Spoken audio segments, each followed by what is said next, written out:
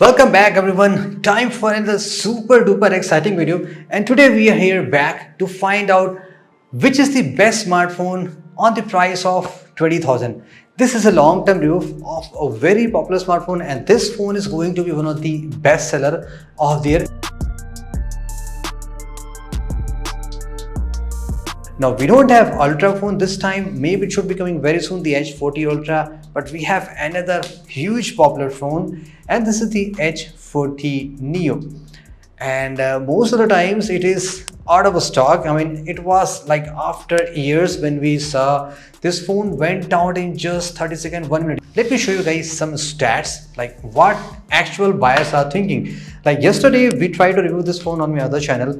That time the rating of the phone was 4.4 and some stats were different, like number of ratings were different, number of reviews were different, but today it just went to 4.3. okay, and number of ratings and reviews also got increased. But if we scroll through all the latest reviews, like just go back to the first page, and like most of the users who are giving reviews ratings, they are basically just 5-star. Couple of issues that I noticed based on the comments are like 3 major issues. First, many of them have said there is a heating issue, especially when they are trying to charge their phone, when they are trying to do some long hour gaming. Okay, we got it, we will talk about that. Second problem, like most of them have said this device has some issue with the waterproofing. Like how it is possible, even though this phone is IP68, it got some moisture inside that one. We will also talk about that. And third, these are the only issues which we have found. I have found based on reading the comments. You can again go and verify it. Now, at a glance, if we just look on both the devices, the Edge 40 and the 40 Neo, like they share most of the common specifications, like the camera setup. The CPU is slightly changed, Dimensity 8020 versus the 7030.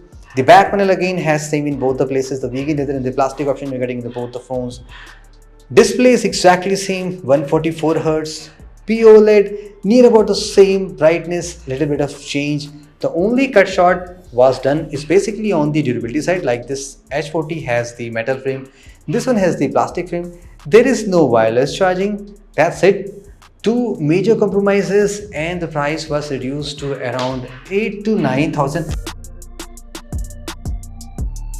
First, let's talk about the build quality. Already I've shown you durability. This is a very compact phone, very handy phone, very lightweight phone. Especially like if you're people who are carrying phones every day in the pocket, this is a very light phone. Like I'm carrying the iPhone 15 Pro Max. Every time I had a like desire, okay, let's keep the phone out. Then again on the second thought, okay, it is super expensive, let me keep it back to the pocket because I'm scared already I have done a repair. So it's a kind of thought just comes every time in my mind. This is a very cheap phone, I can easily throw it, I can easily keep it. It is a very slim, lightweight, so I don't have to worry about that thing. It's a very big peace of mind when it comes to the slim form factor. Okay, with the slim form factor, let me address the problem that everyone has spoken about that is the heating and especially on the charging time. So when the phone is super slim, the CPU, the display, everything is super compact, very tightly placed. If you're doing a lot of gaming, if you're using phone for the long period of time, the phone is eventually getting a lot hotter because there is not a proper much of dissipation, cooling and everything, vapor chamber included, because this is a kind of a slimmest, lightest 5G phone when it comes to IP68 rating. So that's the reason this phone does feel a little bit hotter when you do a little bit of gaming, you do a lot of charging, everything. But eventually it cools on very well because it's plastic, doesn't retain the heat and just dissipates it. So if we are using the phone for super long period of time, you may encounter this problem, but to fix that thing, you can easily use a case, and the case is actually very nice. It will simply reduce the heating effect on your body. This display is again exactly same as like we have already seen on the Moto Edge 40, the 144 Hz POLED, and the big problem with this display is that is on the refresh rate implementation. Like by default, this phone just works on the 60 or 90. If we explicitly want the phone to work on the 144 Hz, you have to select a display to 144 Hz. If you just keep on selecting the auto, the phone will eventually run on the 60 or 90, even barely it goes to the 120 Hz. This is a big cons of the refresh rate implementation. But yeah, on the 144 Hz, the battery backup is slightly reduced. I would say around 1 hour of screen on time. is the difference will come. But eventually the phone is super fast, super cool when you try to use on the 144 hertz. Already I have done some comparison with the other phones like the Edge 40 and the another popular phone, the Infinix 030, which is again a very good phone for the price of 22 to 23k. What we have seen with so many comparison, the performance of this phone is like good. For the 20k price segment, you cannot expect more. Yes, of course, you can get some better performing phone if you're going with the last year phone, or maybe 2-year-old flagship killer phone you can buy. Of course, that is again possible. I'm not denying upon that. But if you're talking about the latest phone, this will give you a very good performance. Like, for example, the OnePlus Nord C3, right, comes on the same price segment that can give you just 1080p video recording. You cannot play 4K. This phone gives you everything. There is no restriction at all because the CPU, the 7030 based on the 6nm, is really very good. Yes, when it comes to the gaming, I would say BGMI works very well. You get the HDR setting, but somehow the gyro is not very excellent in this phone. So BGMI experience for me is like good. It's not the best for the price segment. Okay, during the BGMI, the phone does hit little bit, but it's not that you cannot hold the phone. Like if you play for 30 to 40 minutes, it just hits in a regular way. If you're doing for 3 to 4 hours streaming with this phone, of course, this is going to be heating a lot. So this is a completely stock Android phone. Like truly it's not a stock phone. Even the Pixel is not a stock phones. You just get some extra application from the Moto, like these couple of ones, like 4 only, quad one, Moto Connect, Moto Secure, Moto Hub, Moto Notification, and the Ready For. Other than that, all the application I just installed them for the speed test. So it is very fast, very fluid. And the performance and fluidity and the RAM management of this phone can be checked by checking on some of these speed tests already done. Even you go with the 8GB, 12GB, doesn't matter. Moto just keeps all the application in memory. That means the memory management of this ROM is again very fluid. Let me show you the benchmarking numbers. The benchmarking again is very good. You're getting around the 5,28,000 score, which is very respectable for this price segment. So when it comes to the performance, when it comes to the software support and the software performance, everything is super cool with it. Let me talk about the software update. This phone is going to get only 2 major versions of Android update, and Moto's not very quick in giving you software update. Yeah, like all the companies, if they're giving every month, they will give you in one update in just 2 months. But they used to give it and they deliver it with the promise, like whatever they have said, they will give you. Right now it is running on Android 13 and should be getting up to the Android 15 with no problem so far. What made this phone special on the camera? See, I think except Moto and the Samsung, even on the Samsung budget side, they are not very good.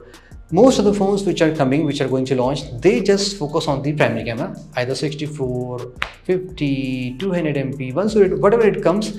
Rest all the things are just like the useless. The 8 MP ultra wide is mediocre.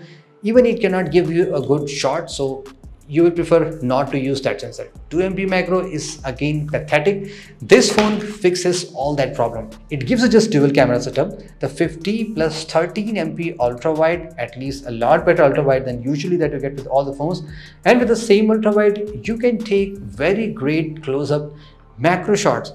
Talking about the main camera quality, the 50 MP sensor, the shots that comes here, I would say, like I told you, it's not very perfect, it's not super vibrant, it's not undersaturated. It's kind of looking natural sometimes, but little bit of undersaturated. If you want to have some better shot, you should either go with the Infinix 030. You can either try with the iQOO Z7 Pro. They can give you a lot better social media ready photographs, compared to this one. But if you just want to use photos for the casual thing, you can do some bit of modification later, you can do some editing on the photos. It can again give you a very great results. Speaking about the secondary sensor, the ultra wide is very fine. It takes nice shot. Yes, there is a bit of oversaturation on the cloudy and sometimes dynamic range is a bit of muffled, but again it takes very good shot compared to the 8 MP which you get in other phones. Like I told you, the macro from this phones again is very bridgy. On the low light, this phone does suffer a little bit. Even the Edge 40, which was not a great camera shooter, can take better photos with this phone. So clearly, the photo quality from this phone is not the crazy, but it does the job. It gives you a good setup. It gives you good photos that you can use in most of the situation. provided you need to do a bit of alteration to make it look much better. On the video capability from the rear camera, again it is very crazy. From the rear camera you can film the 4K videos, 30 fps. The OIS is again very smooth on this phone, and from the ultra wide you can again make the 4K 30 video. So there is no phone at the time which gives you 4K 30 ultra wide from the rear camera. So that makes this phone seriously very crazy when it comes to the video department with the support of OIS also. Speaking about the front camera, you're getting the 32 megapixel selfie camera from this phone. The megapixel is really huge. Photos that are coming with this phone, I mean, looks good. Colors are not super crazy, but the detail sharpness is perfectly balanced because the megapixel is more, so you're getting a lot of details. And from the front, of course, you are filming 4K 30 fps. So if you're doing a little bit of reel stuff, short stuff, vlogging stuff, this phone is great. Like, I'm seeing the same details which I am checking on this phone because the display is good, the camera is good on the front cameras, especially front camera is really good for this phone. So it takes very nice shot from the front camera also.